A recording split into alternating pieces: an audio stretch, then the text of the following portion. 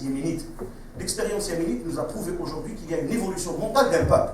On voit un peuple tribalisé depuis des siècles, armé jusqu'aux dents, qui a des capacités de nuisance énormes, qui passe de tout ça et qui dépasse tout ça, et qui fait appel dans la rue depuis plus d'une année maintenant à l'État national contre un régime qui l'aurait imposé depuis plus de 32 ans. Donc un peuple qui a évolué mentalement, qui a toutes les capacités pour s'entretuer d'ici l'an 2070, alors qu'il ne veut pas. Les femmes ont joué un rôle énorme. Les Yéménites, toutes tendances confondues, malgré leur niveau de vie, malgré leur situation économique, malgré, ils font appel maintenant, ils défendent l'idée de l'État, ils défendent la constitutionnalité de l'État, ils combattent ensemble, ils résistent ensemble, chaque jour pendant plus d'une année. Peuple très pauvre. C'est une expérience qui explique un petit peu la révolution par le mental, par l'évolution psychologique, et non pas par le fait armé dans la rue pour pouvoir faire tomber un régime. Dans le cas tunisien, en 23 jours, ils ont fait tomber un régime qui a duré 23 ans. En Égypte, 18 jours pour faire tomber un régime qui a duré plus de 32 ans. Donc, mais mentalement, il y a un problème. À mon avis, chaque mouvement révolutionnaire génère lui aussi ses élites. Et là, permettez-moi d'être franc également avec vous. L'Algérie a besoin d'une rupture, c'est vrai, avec le régime et le pouvoir et ses pratiques, mais elle a besoin également de réinventer le politique, de réinventer l'action syndicale, de réinventer l'action partisane aussi.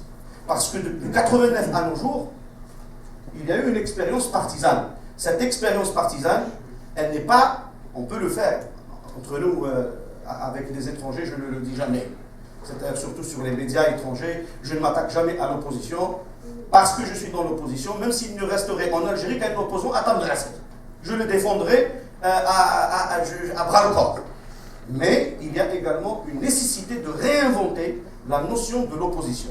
Et j'ai dit clairement la dernière fois que si en 92, pour des raisons jusqu'à maintenant inexpliquées, y compris par la classe politique de l'époque, si en 1992, les républicains, naïfs, trahis, manipulés ou convaincus, je ne sais rien, si les républicains et les démocrates en 92 ont sauvé le régime en place de l'époque, les islamistes aujourd'hui sauveront le régime d'Alger.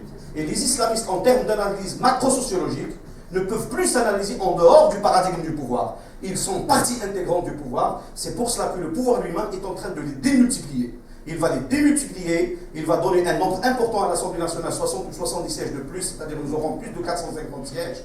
Il va donner un chiffre de 4 millions de nouveaux électeurs, il va le distribuer à ces nouveaux partis politiques, il va donner l'impression qu'il y a quelque chose, mais il passera de la coalition présidentielle qui vient de, entre parenthèses, de mourir alors qu'elle était déjà morte, il passera cette fois-ci à la même coalition, mais parlementaire. Voilà la stratégie du pouvoir. Merci beaucoup. Je pense qu'on va essayer de terminer la rencontre à 22h. Donc, une rupture avec la méthodologie qu'on a utilisée jusqu'à présent. Il reste 5 interventions, donc on va essayer de les faire un petit peu en rafale. Nous allons commencer avec Nouzika, après Mahdi. Je vais citer les noms peut-être fois de Nouzika. Bonsoir tout le monde. Bon, moi je parle de la révolution tunisienne. La révolution tunisienne en Algérie, elle n'a rien à voir pour prendre exemple de la Tunisie algérienne.